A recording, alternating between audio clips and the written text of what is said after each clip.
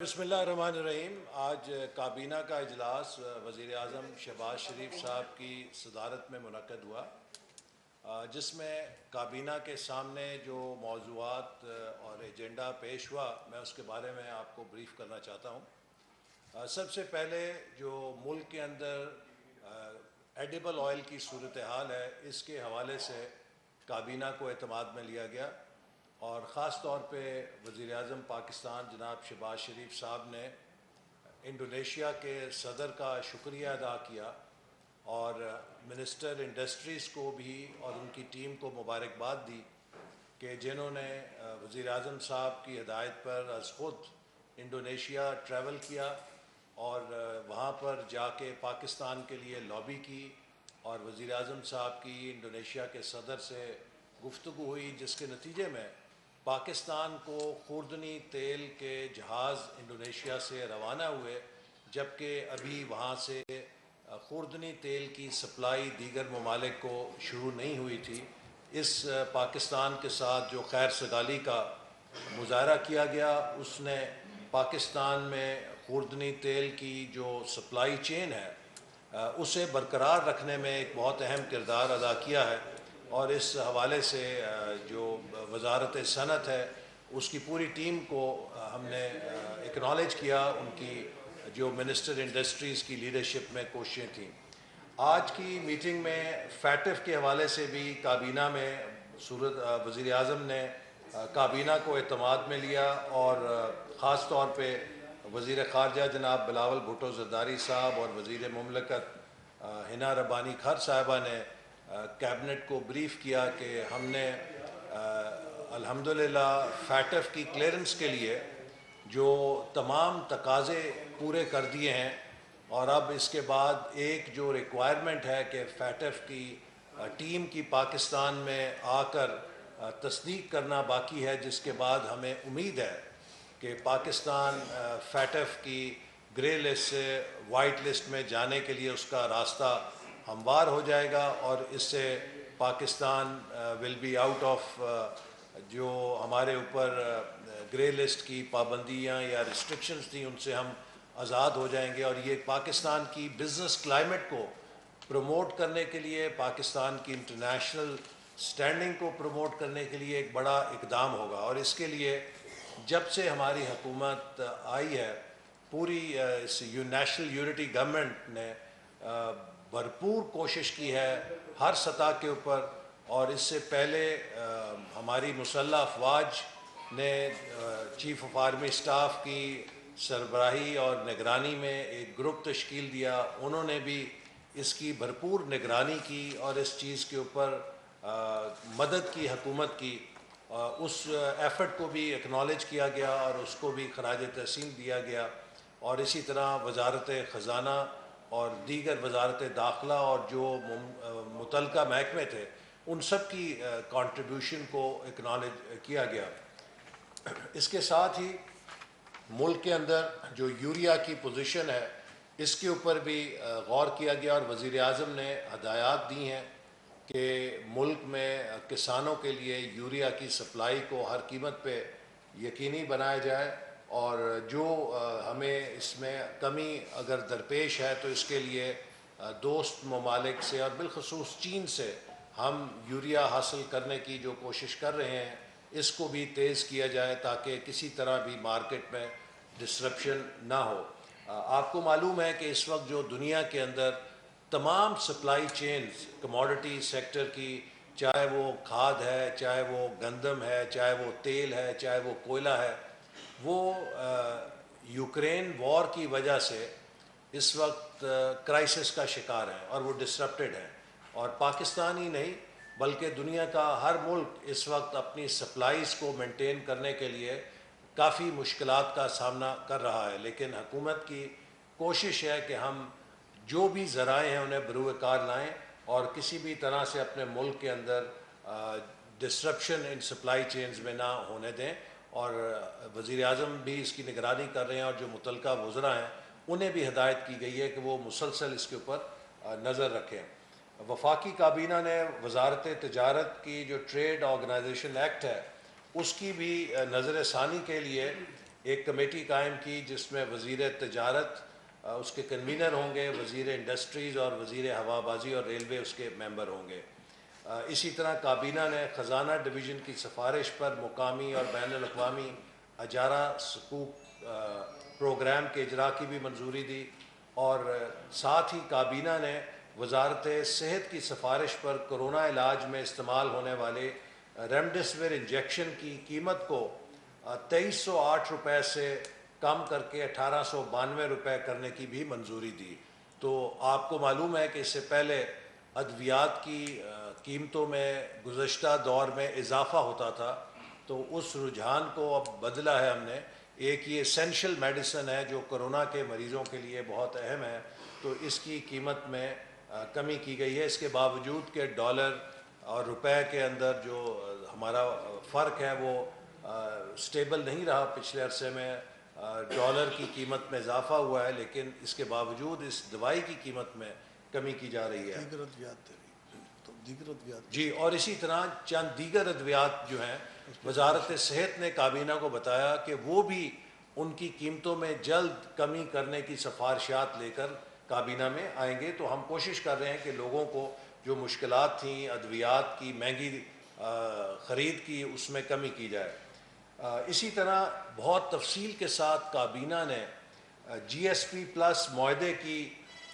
صورتحال کا بھی جائزہ لیا۔ یہ 2014 میں جب پاکستان کے ساتھ یہ 13 میں معاہدہ ہوا تھا، تو اس کی 10 سال کے لیے پاکستان کو سہولت حاصل ہوئی تھی کہ جس سے ہم اس کا فائدہ اٹھاتے رہے، اور پاکستان کی جو برآمدات ہیں اس میں ہمیں نمایاں اس کا فائدہ حاصل رہا۔ تو کابینہ کو آج اس بارے میں وزارت تجارت نے بریفنگ دی اور بتایا کہ پی پلس پاکستان اور یورپین یونین کے مابین دو طرفہ تجارت کو فروغ دینے کے لیے بہت مفید ہے، کیونکہ اس کی سہولت ملنے کے بعد تجارتی حجم میں اضافہ ہوا ہے۔ کابینہ کو اس سلسلے میں ادارہ جاتی انتظامات کے بارے میں تفصیل سے بتایا گیا۔ جی ایس پی پلس کے تحت یورپی کمیشن کی جانب سے 9 ترجیحی شعبوں میں 4 کلسٹرز اور 27 عالمی کنونشنز کی نشاندہی کی گئی ہے۔ ان کلسٹرز میں انسانی حقوق، لیبر حقوق، موسمیاتی تبدیلی گورننس شامل ہیں۔ کابینہ کو ان پر ہونے والی پیش رفت پر بریفنگ دی گئی اور مجوزہ نئی EU GSP اسکیم 2024-2034 کے نمایاں خد و خال سے آگاہ کیا گیا۔ کابینہ کو بتایا گیا کہ تمام متعلقہ وزراء یورپی یونین حکام کے ساتھ مسلسل رابطے میں ہیں۔ مزید برآں یہ امر بھی قابل اطمینان ہے کہ موجودہ اتحادی حکومت میں تمام سیاسی جماعتوں کی نمائندگی موجود ہے۔ یہ حکومت ایک نیشنل یونٹی گورنمنٹ ہے جس کے اندر پاکستان کی براڈ جو پولیٹیکل اسپیکٹرم ہے، جو ڈیموکریٹک فورسز ہیں، وہ سب کی سب اس حکومت کے اندر شامل ہیں، اور یہ ایک بہت سنہری موقع ہے کہ ہم ملک کے اندر اصلاحات کے عمل کو اور اہم فیصلوں کو قومی اتفاق رائے کے ذریعے کر سکتے ہیں۔ اس سہولت سے پاکستان کو ایکسپورٹس میں مزید اضافہ کرنے میں مدد ملے گی، اور پرائم منسٹر نے تمام وزارتوں کو ہدایت کی کہ اس کے نئے جو فیز ہے جی ایس پی پلس کا، اس کو معاہدے کو مکمل کرنے کے لیے مکمل تندہی کے ساتھ تمام وزارتیں کام کریں۔ آج کابینہ کو وزیر خزانہ نے جو IMF کے ساتھ مذاکرات ہیں اس کے بارے میں بھی اعتماد میں لیا، اور جیسا کہ آپ سب کو معلوم ہے کہ ہماری حکومت جو کہ براڈ بیسڈ حکومت ہے، اس کے سامنے بہت کٹھن فیصلے آئے، اور اس کی بنیادی وجہ یہ ہے کہ پاکستان کو ایک ایسے مقام پہ لا کے کھڑا کیا گیا کہ جہاں پر IMF کے ساتھ گزشتہ حکومت نے معاہدے کیے، لیکن ان معاہدوں پر عمل درآمد نہیں کیا، اور پاکستان کی بین الاقوامی ساکھ اور کریڈیبلٹی کو بہت نقصان پہنچایا گیا۔ اور اس کے ساتھ ساتھ جہاں دنیا میں ایک طرف قیمتیں بڑھ رہی تھیں، جاتے جاتے گزشتہ حکومت غیر ذمہ داری کے فیصلے کر کے ملک کے خسارے میں بہت ہوش ربا اضافہ کر گئی، جو کہ بین الاقوامی سطح پہ پاکستان کی فسکل یا ایک مانیٹری رسپانسبلٹی کے حوالے سے بھی کئی سوالات انہوں نے کھڑے کیے. تو ہمارے سامنے ایک کٹھن مرحلہ تھا، لیکن ہم نے سیاست کی بجائے ملک اور معیشت کو ترجیح دی ہے. کسی سیاسی حکومت کے لیے یہ فیصلہ آسان نہیں ہوتا کہ وہ تیل کے نرخوں میں اس قدر اضافہ کرنے کے فیصلے کرے، کیونکہ تیل کی قیمت میں اضافے سے بجلی مہنگی ہوتی ہے، اور تیل اور بجلی کے مہنگے ہونے سے پیداواری لاگت بڑھتی ہے، جس سے یقیناً مہنگائی کا بوجھ عوام پر جاتا ہے. لیکن یہ وہ سارے فیصلے ہیں کہ جو اگر ہم نے پاکستان کو کسی قسم کی فائنینشیل امبیرسمنٹ سے، پاکستان کو ایک سیاسی سے پہلے معاشی انتشار سے بچانا تھا، تو یہ اسی لیے بجٹ کے اندر جب ہم نے یہ فیصلے اٹھائے تو ساتھ ہی ساتھ غریبوں پر جو بوجھ اس کا آیا اسے آف سیٹ کرنے کے لیے کوشش کی ہے کہ جو صاحب حیثیت لوگ ہیں، جو عمرہ ہیں، ان کے اوپر بھی اس کا بوجھ اضافی ڈال کے ملک کے لیے وسائل حاصل کیے جائیں. ہم سب نے یہ حکومت جس دور میں ہے، اگلا ایک سال پاکستان کی سٹیبلائزیشن کا سال ہے. سب نے پاکستان کے اسپرٹ میں یہ ملک کو مضبوط بنیاد دینی ہے. اور میں اپنے مخالفین کے لیے صرف یہ کہوں گا کہ آج جو تنقید کرتے ہیں حکومت کے اوپر، ان کو اس بات کا ضرور جواب دینا چاہیے کہ 2018 میں جب میں نے وزارت پلاننگ چھوڑی تھی تو پاکستان کا دفاعی بجٹ اور ڈیولپمنٹ بجٹ 1000 ارب تھا، اور نہ ڈیفنس ڈیولپمنٹ کی قیمت پہ تھا، نہ ڈیولپمنٹ ڈیفنس کی قیمت پر تھی. آج جب ہم واپس آئے ہیں تو وہی ڈیولپمنٹ بجٹ گھٹ کے 550 ارب رہ چکا تھا، اور آخری سہ ماہی کے لیے وزارت خزانہ نے صاف کہہ دیا کہ ہمارے پاس دینے کے لیے کوئی پیسہ نہیں ہے. تقریباً 140-50 ارب روپے کی جو آخری قسط ڈیولپمنٹ بجٹ کی جاری ہونی تھی، وزارت خزانہ نے اس کے لیے 1 روپیہ جاری نہیں کیا.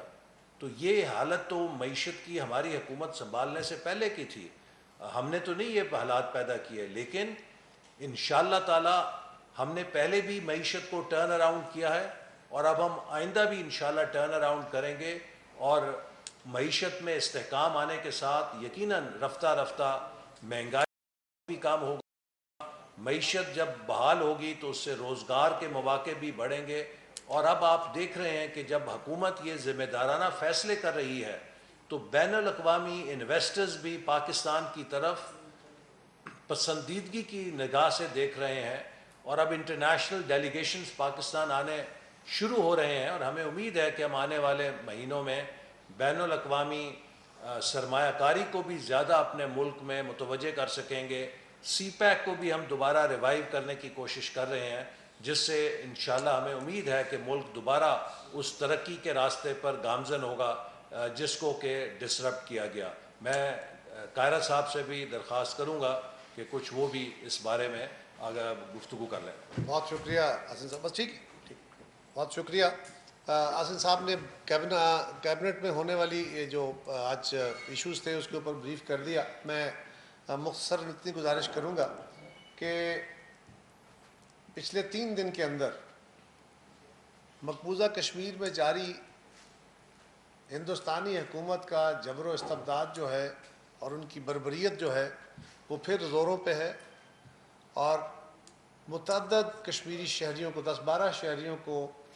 ان 3 دنوں میں شہید کیا گیا ہے. بہت سارے لوگوں کو ڈیٹین کیا گیا ہے، اور تشدد کی ایک پھر نئی لہر کشمیری عوام پہ مسلط کی جا رہی ہے. لیکن انشاءاللہ ہندوستان کے تمام ہمارے کشمیری بہنوں بھائیوں کے حوصلے نہ توڑ سکے ہیں، نہ توڑ سکیں گے، اور انشاءاللہ وہ اپنی آزادی کی منزل کو حاصل کریں گے. کابینہ کی میٹنگ کے بعد ایک اور میٹنگ تھی جس میں حسن اقبال صاحب بھی، مفتاح اسماعیل صاحب بھی، میں بھی یہاں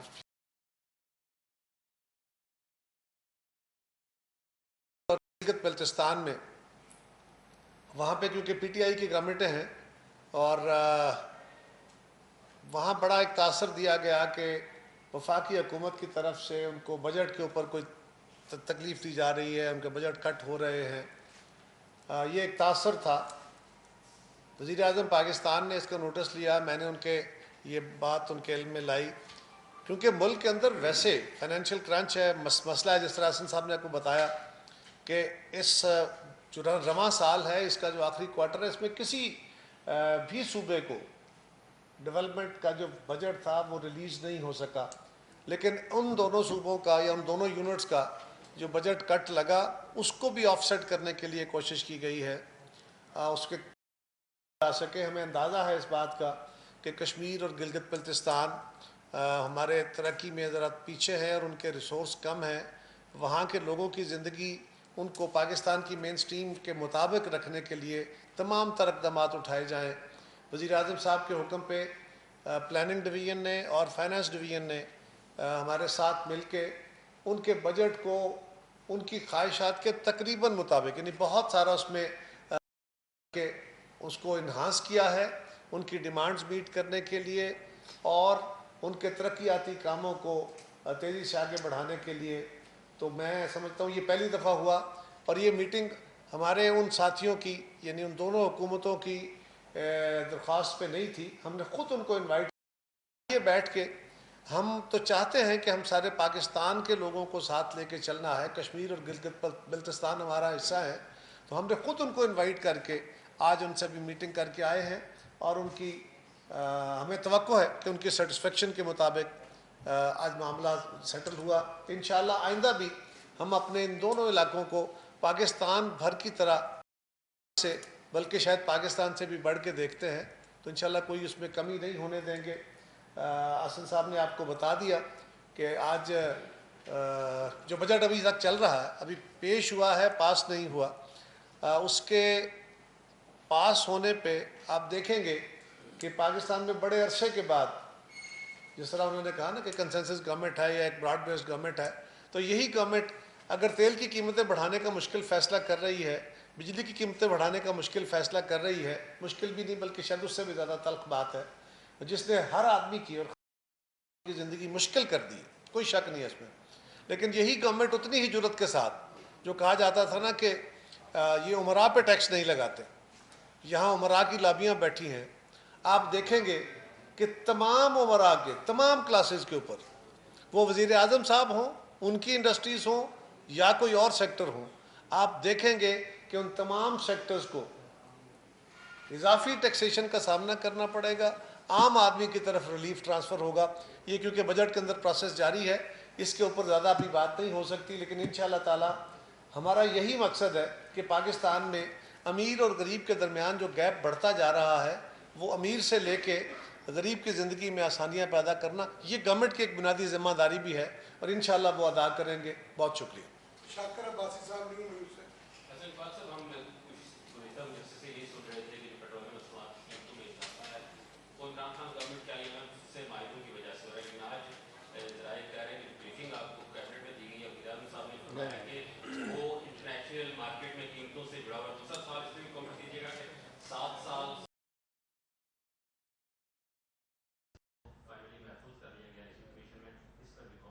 دیکھیے جہاں تک ابھی مجھے بھی کسی نے بتایا کہ میڈیا پہ ایسی خبر چلی ہے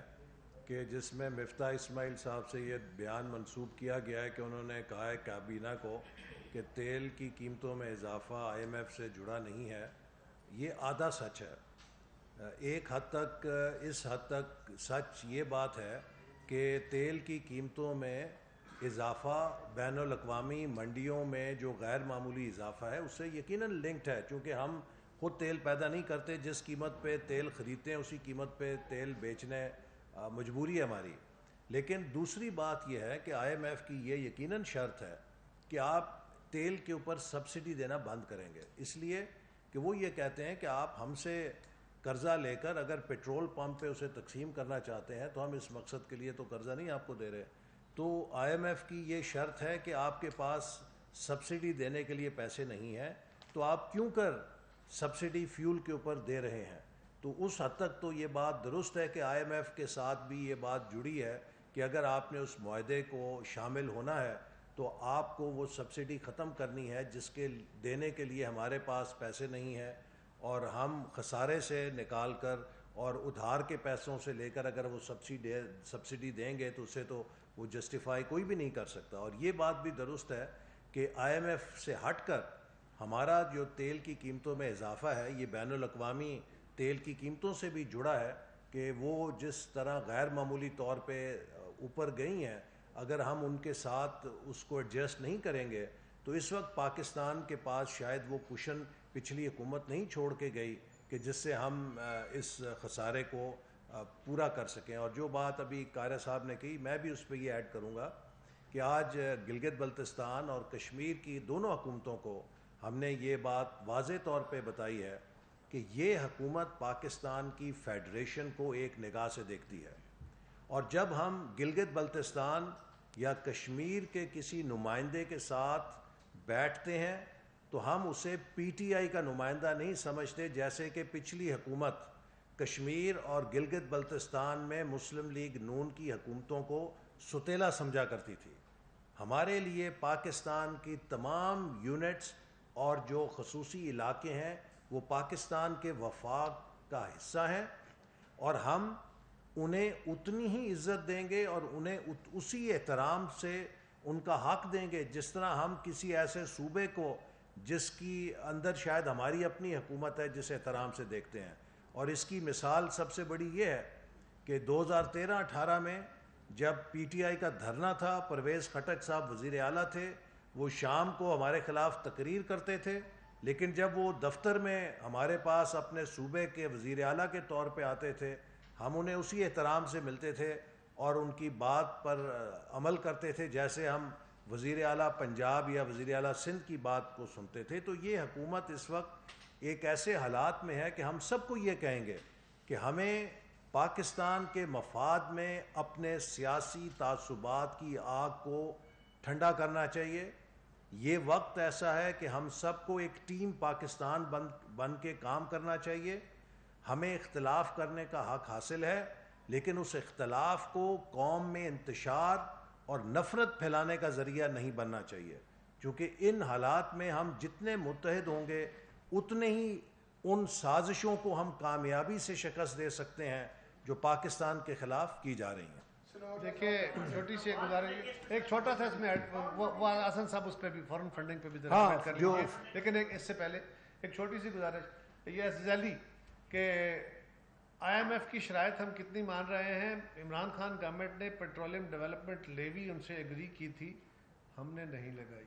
اس کے باوجود کہ بہت سارے دباؤ ہیں, جتنا ممکن ہے عوام کے لیے ریلیف اس کے لیے کوششیں کی جا رہی ہیں. عالمی اداروں کو بھی باقی لوگوں کو بھی اس پہ کنونس کیا جا رہا ہے, اور جو ہماری بساط سے باہر ہوتا ہے پھر وہ پاس آن کرنا پڑتا ہے. فورن فنڈنگ پہ ایسا نہیں بات سکتا. جی, جو فورن فنڈنگ کیس ہے ہم امید کرتے ہیں کہ الیکشن کمیشن فوری طور پہ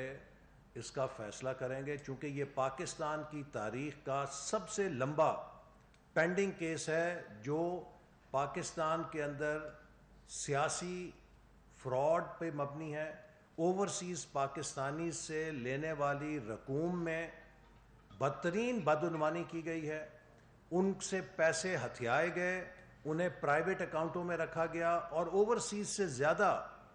یہ کیس ممنوع فنڈنگ کا ہے. ایسے ذرائع سے پیسہ لیا گیا